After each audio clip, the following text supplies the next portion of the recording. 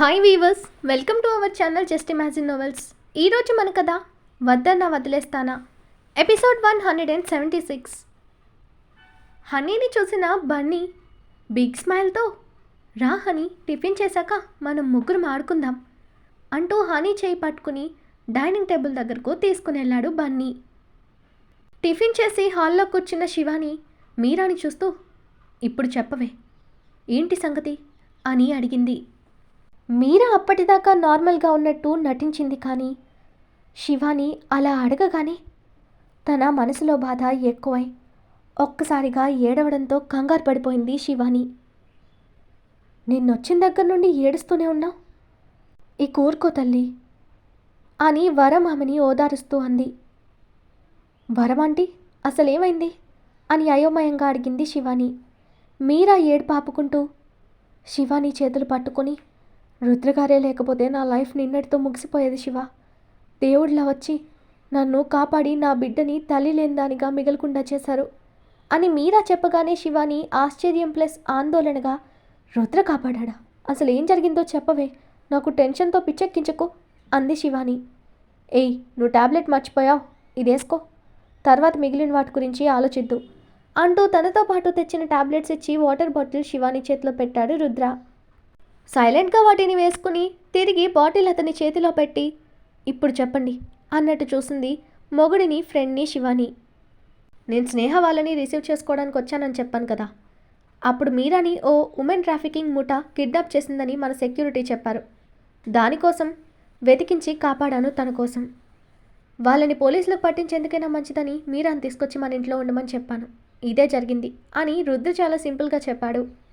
అదే టైంకి కమిషనర్ ఇంట్లో స్పృహలో లేని అతిథి చేతిని పట్టుకుని దిగులుగా కూర్చున్న కమిషనర్ దేవేందర్ గారి భుజం పైన ఓదార్పుగా చెయ్యేశాడు ఆర్యన్.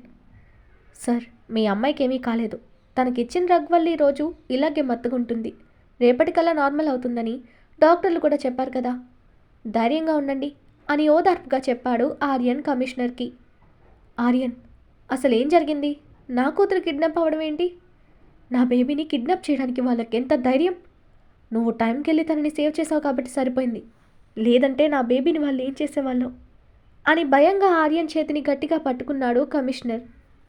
సార్, వాళ్ళు తను మీ అమ్మాయి అని తెలిసే వాంటెడ్గా కిడ్నాప్ చేశారు, కానీ వాళ్ళ వెనక ఉంది మామూలు మనుషులు కాదు, రుద్రగారు వెతుకుతున్న ఆ మాఫియా డాన్ గిరీష్, వాడి తొత్తు ఆ బసవా ఉన్నారని నా అనుమానం అన్నాడు ఆర్యన్. ఆయన డౌట్గా చూస్తూ, వాళ్ళే అని నీకెలా తెలుసు ఆర్యన్? ఏవైనా ఎవిడెన్స్ దొరికాయా? ఉంటే చెప్పు, వెంటనే మెజిస్ట్రేట్ దగ్గర వాటిని చూపించి వాళ్ళ మీద అరెస్ట్ వారెంట్తో పాటు షూట్ ఎట్ సైట్ ఆర్డర్స్ తీసుకుందామని కోపంగా అన్నారు దేవేందర్. ఎవిడెన్స్ ఏమీ లేదు, కానీ ఆ గ్యాంగ్లో ఉన్న వాళ్ళు చాలామంది గిరీష్ దగ్గర పనిచేసే వాళ్ళు ఉన్నారు సార్, వాళ్ళని రుద్రగారు తీసుకెళ్ళిపోయారు, మనల్ని ఏ యాక్షన్ తీసుకోవద్దని చెప్పారు సార్, ఆయనే చూసుకుంటానన్నారు. మీ అమ్మాయితో పాటు రుద్రగారికి కావాల్సిన మరో కావిని కూడా వాళ్ళు కిడ్నాప్ చేశారు, అందుకే ఆయన అందరినీ మన కస్టడీలోకి తీసుకున్నారు. ఏదైనా ఉంటే మిమ్మల్ని ఫోన్ చేసి మాట్లాడమని చెప్పారు సార్ అన్నాడు ఆర్యన్. అసలు ఇదంతా ఎలా జరిగింది? నువ్వు అక్కడికి ఎలా వెళ్ళావు? నీకు ఇన్ఫర్మేషన్ ఎలా అందింది ఆర్యన్ అని వరుసగా క్వశ్చన్స్ వేశారు కమిషనర్ ఆర్యన్ని. చెప్తాను సార్, కానీ మీరు కొన్ని విషయాలు విని మీరు మీ అమ్మాయి మీద కోపగించుకోకూడదు, ఇది మీ పరువుకు సంబంధించింది కూడా, అందుకే ముందే చెప్తున్నా, ఈ విషయం బయటకొస్తే మీకే నష్టం అన్నాడు ఆర్యన్ హెచ్చరికగా కమిషనర్తో. ఏమంటున్నావు ఆర్యన్? నా పరువా? అసలు విషయం చెప్పు, తర్వాత మిగిలినవి మాట్లాడుకుందాం అని గంభీరంగా అన్నారు ఆయన. తలూపి జరిగింది చెప్పడం స్టార్ట్ చేశాడు ఆర్యన్. ఆర్యన్కి అదితి ఎలా కనపడింది, తనకి ఎలా డౌట్ వచ్చి తనని ఫాలో చేశాడో, ఏం చూశాడో, అదితి ఫోన్ రికార్డ్స్లో తను ఏం విన్నాడో కూడా చెప్పాడు ఆర్యన్. మీ అమ్మాయి మీకు తెలియకుండా క్రైమ్ జర్నలిస్ట్గా వర్క్ చేస్తూ ఒక మినిస్టర్ కొడుకు చేసిన క్రైమ్కి సంబంధించిన ఎవిడెన్స్ సంపాదించింది సార్. వాడు ఒక అమ్మాయిని ప్రేమ పేరుతో మోసం చేశామని నమ్మించి గెస్ట్ హౌస్కి తీసుకెళ్ళి తన ఫ్రెండ్స్తో కలిసి తనపై గ్యాంగ్ రేప్ చేసి చంపేశారు. ఆ ఇంటి పనివాడు మంచివాడు. సీక్రెట్గా సీసీ కెమెరాలో రికార్డ్ అయిన ఆ దారుణాన్ని కాపీ చేసి ఇన్వెస్టిగేట్ చేయడానికి వెళ్ళిన మీ అమ్మాయిని నమ్మి తనకిచ్చి ఆ చనిపోయిన అమ్మాయికి న్యాయం చేయమని అడిగాడంట. అది ఎలా తెలిసిందో కానీ ఆ మినిస్టర్కి తెలిసి తన కొడుకుని కాపాడుకోవడానికి మినిస్టర్ ఈ గ్యాంగ్ని అప్రోచ్ అయి మీ అమ్మాయిని చంపైనా తన దగ్గరున్న ఎవిడెన్స్ తీసుకోమని డీల్ ఇచ్చాడు. కానీ ఇక్కడ ట్విస్ట్ ఏంటంటే, మీ అమ్మాయి ఇన్వెస్టిగేట్ చేసిన ఆ చనిపోయిన అమ్మాయి తన బెస్ట్ ఫ్రెండే. తన చివరి కోరిక ఆ నేరస్తుడిని చట్టానికి పట్టించాలని. అందుకే మీ అమ్మాయి తన ప్రాణాల్ని ఫనంగా పెట్టి రిస్క్ చేసింది. కానీ ఆ మినిస్టర్ కొడుకు చూపు మీ అమ్మాయి మీద కూడా పడింది. తనని కూడా అనుభవించి చంపాలని ప్లాన్ చేశాడు. అందుకే తన తండ్రికి తెలియకుండా వాడి గ్యాంగ్కి పని అప్పగించాడు. వాడికి తెలియంది ఈ క్రిమినల్స్ ఎప్పటి నుండో అమ్మాయిల్ని కిడ్నాప్ చేయడం, విదేశాలకు అమ్మడం చేస్తున్నారు. మీ అమ్మాయి ఫోన్ కొట్టేసి అందులోని మీ అమ్మాయి సంపాదించిన ఎవిడెన్స్ డిలీట్ చేశారు. తర్వాత అదితి ఫోటోలని తప్పుగా మార్ఫింగ్ చేసి సోషల్ మీడియాలో పెడతామని బెదిరించి తన దగ్గరున్న మనీ డిమాండ్ చేసి ఇవ్వడానికి వెళ్ళిన మీ అమ్మాయిని కిడ్నాప్ చేశారా గ్యాంగ్. నాకు మొన్న ఉదయం ఇలాంటి కేసే ఒకటి వచ్చింది సార్. ఆ కేసులో కూడా ఒక అమ్మాయి ఇలాగే ఉన్నట్టుండి కనపడకుండా పోయిందని వాళ్ళ అమ్మగారు కంప్లైంట్ ఇచ్చారు. ఆ కేసు ఇన్వెస్టిగేషన్ కోసం వెళ్తున్నప్పుడే మీ అమ్మాయి వాళ్ళకని డౌట్గా అనిపించి తనని ఫాలో చేశాను. ఆ గ్యాంగ్ దగ్గరున్న అమ్మాయిల్లో నేను వెతుకుతున్న అమ్మాయి కూడా ఉంది సార్. ఇదంతా చాలా కాలంగా సిటీలో నీటి కింద చేపలా విస్తరించింది. చాలామంది ఆడపిల్లల్ని విదేశాలకు అమ్మేశారని తెలిసింది. వాళ్ళు ఎక్కడున్నారో తెలుసుకుని వాళ్ళని కాపాడాల్సిన బాధ్యత మనదే కదా సార్ అని చెప్పాడు ఆర్యన్. మరి మా అమ్మాయి నాకు ఈ విషయం ఎందుకు చెప్పలేదు? చెప్పుంటే ఇప్పుడు తన లైఫ్ ఇలా రిస్క్లో పడేది కాదు కదా. ఆ నేరస్తుల్ని నేనే చట్టానికి పట్టించేవాడిని కదయ్యా అని బాధగా అడిగారు కమిషనర్. తను ఒక ఆడపిల్ల సార్, తల్లి లేదు. తండ్రితో సిగ్గు విడిచేలా తనకి జరిగిన అవమానం చెప్పుకోగలదు. బహుశా తన తల్లి బ్రతికే ఉంటే ఆవిడతో చెప్పేదేమో, కానీ తండ్రితో పంచుకోలేకపోయింది. అదీ కాక మీరెక్కడ తనని కేసులో ఇన్వాల్వ్ అవ్వకుండా ఆపేస్తారేమో అనే భయం కూడా అవ్వచ్చు. అందుకే ముందే చెప్పాను, మీ పరువుతో ముడిపడిన విషయమని. అదితి చాలా తెలివి ధైర్యం ఉన్న ఆడపిల్ల సార్. బహుశా మీరు తన ఆడపిల్లలాగే చూడకుండా తనకి స్వతంత్రం ఇచ్చుంటే మీతో పంచుకునేదేమో తన సమస్య అన్నాడు ఆర్యన్. ఇదంతా ఎక్కడ జరిగింది? నీకు ఈ వివరాలంతా ఎలా తెలిసాయి ఆర్యన్? ఆ ప్లేస్ ఎక్కడుంది? ఆ క్రిమినల్స్ నుండి మా అమ్మాయిని ఎలా కాపాడా? ఇంతకీ ఆ మినిస్టర్ ఎవరు అని వరుసగా అడిగాడు కమిషనర్. ఆర్యన్ చెప్పడం కంటిన్యూ చేశాడు.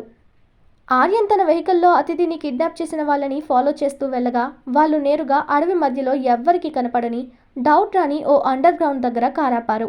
చుట్టూ ఓసారి చూసి కిందకు దిగి నేలపై ఉన్న డోర్ లాంటి దాన్ని తీసి అతిథిని తీసుకుని లోపలికెళ్ళి దాన్ని మూసేశారా రౌడీలు. చెట్టు చాటున నక్కి చూస్తున్న ఆర్యన్ ఆశ్చర్యపోయాడు. అసలు ఇలాంటివి మూవీస్లో చూడటమే కానీ నిజంగా ఉంటాయని ఎక్స్పెక్ట్ చేయలేదు అతను తన టీంకి ఆ ప్లేస్ గురించి చెప్పి ఓ 2 మినిట్స్ ఆగి తర్వాత తను కూడా ఓ డోర్ తీసుకుని లోపలికి దిగాడు. మెట్ల గుండా లోపలికి వస్తున్న ఆర్యన్ ముక్కుకు అక్కడ స్మెల్ చాలా ఘాటుగా తగిలింది. వెంటనే కర్చీఫ్ తీసి ముక్కు కడ్డు పెట్టుకుని నిదానంగా ఒక్కో మెట్టు దిగుతూ కిందెవరైనా ఉన్నారా అని చూసుకుంటూ వెళ్ళాడు. మెట్లు ఎండవగానే ఫస్ట్ పెద్ద హాల్ లాంటిది ఉంది. దానికి అటు ఇటు రూమ్స్లా కనపడగా వెళ్ళి లాక్ చేసున్న రూమ్ డోర్ని లాక్ తీశాడు ఆర్యన్.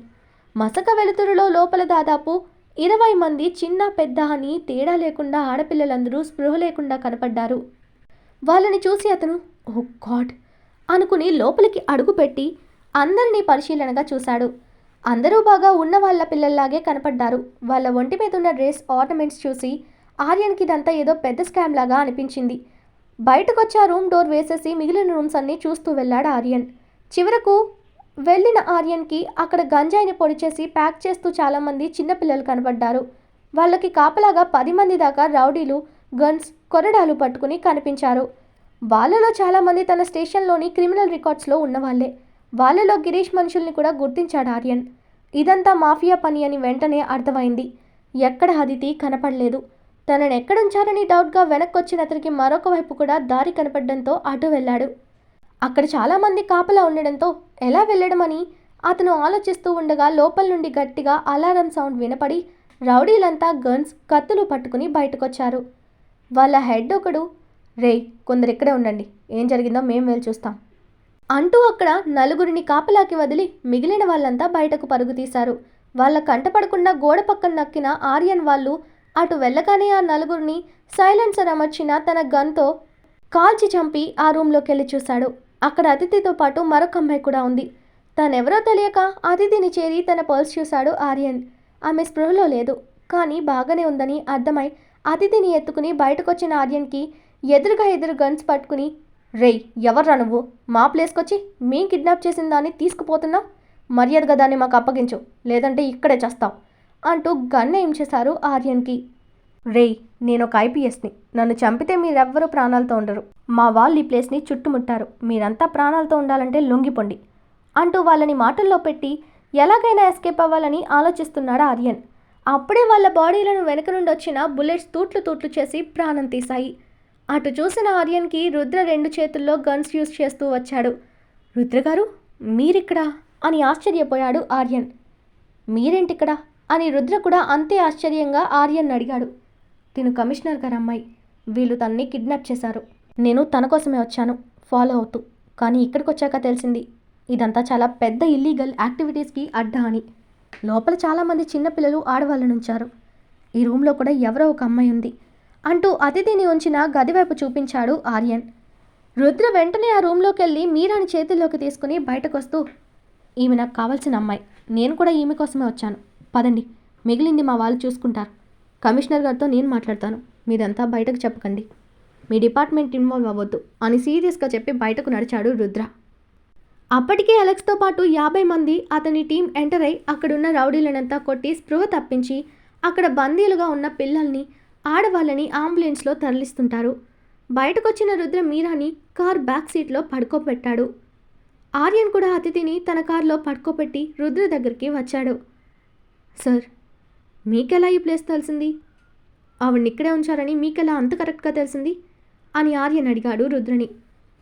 రుద్ర దీర్ఘంగా నిట్టూర్చి, నాకు ఈరోజు మార్నింగ్ మీరా కోసం పెట్టిన నా సెక్యూరిటీ ఫోన్ చేశారు అంటూ ఏం జరిగిందో చెప్పాడు రుద్ర. ముందు రోజు ఈవినింగ్ మీరా స్కూల్లో ఆఫీస్ రూమ్లో వర్క్ చేసుకుంటూ ఉండగా ఆమె అసిస్టెంట్ వచ్చి, మేడం మిమ్మల్ని ఎవరో కలవాలని వచ్చారు అని చెప్పాడు.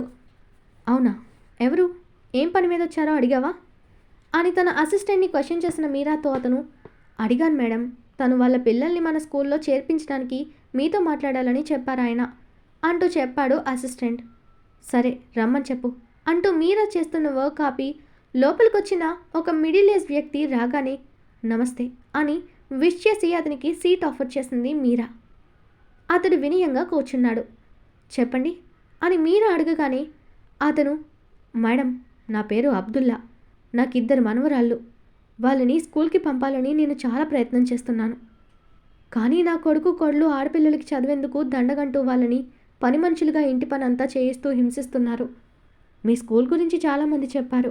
పేద పిల్లలకు ఉచితంగా చదువు చెప్పించి వాళ్ళ బాగోగులు కూడా చూస్తారని విన్నాను. అందుకే మీ దగ్గరకు వచ్చాను మేడం. మీరే ఎలాగైనా వాళ్ళని కాపాడి మంచి జీవితం వాళ్ళకి ఇప్పించాలని కోరుకుంటున్నాను మేడం అని దండం పెట్టాడు అతను. అయ్యో పెద్దవాళ్ళు, మీరు ఇలా కన్నీళ్ళు పెట్టడం ఏంటి? ఇప్పుడు నేనేం చేయాలి?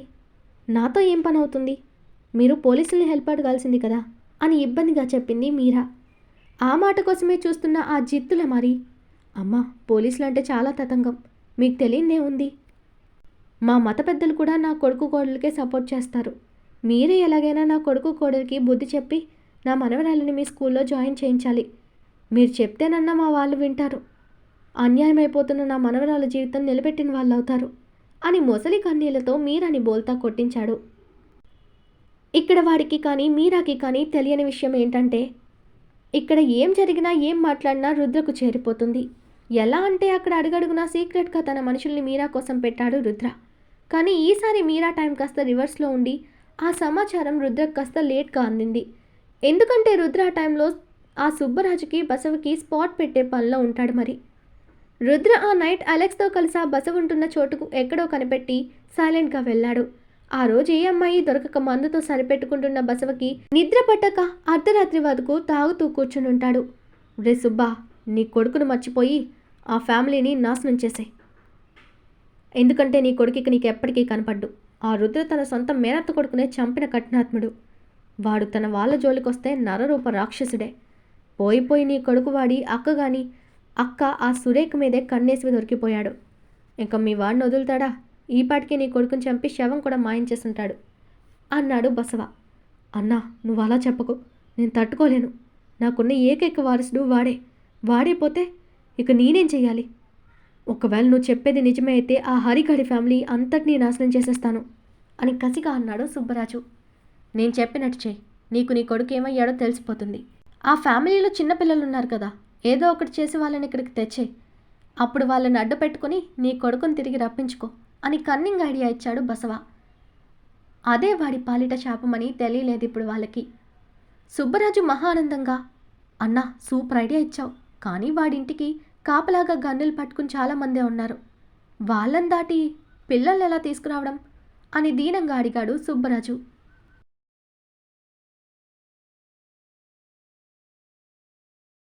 ఈరోజు మన కథ ఇక్కడితో కంప్లీట్ అయింది. ఈ స్టోరీ మీకు నచ్చినట్టయితే ప్లీజ్ స్టోరీని లైక్ చేసి కామెంట్ రూపంలో మీ అభిప్రాయాన్ని తెలియచేయండి. అలాగే ఛానల్ని సబ్స్క్రైబ్ చేసుకుని షేర్ చేసి మాకు సపోర్ట్ చేయండి.